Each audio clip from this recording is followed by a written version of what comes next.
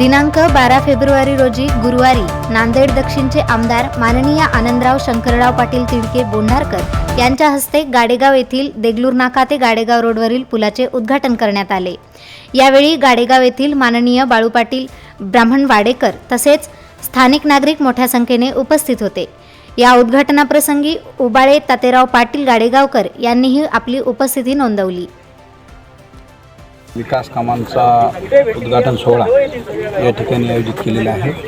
आत्ताच आम्ही गणपती बाप्पाचं दर्शन घेऊन तिरकुट गणपती मंदिर 50 लाख रुपयाचं,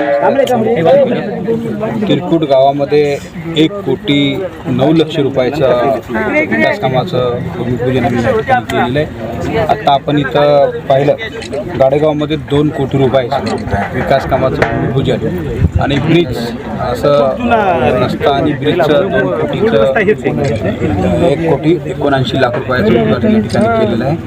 आणि पुढं सुद्धा आता सिद्धनाथ आहे, तुपा आहे, असे मोठ्या प्रमाणामध्ये नांदेड दक्षिण विधानसभा मतदारसंघामध्ये विकास कामांचं भूमिपूजन आज आम्ही करतोय।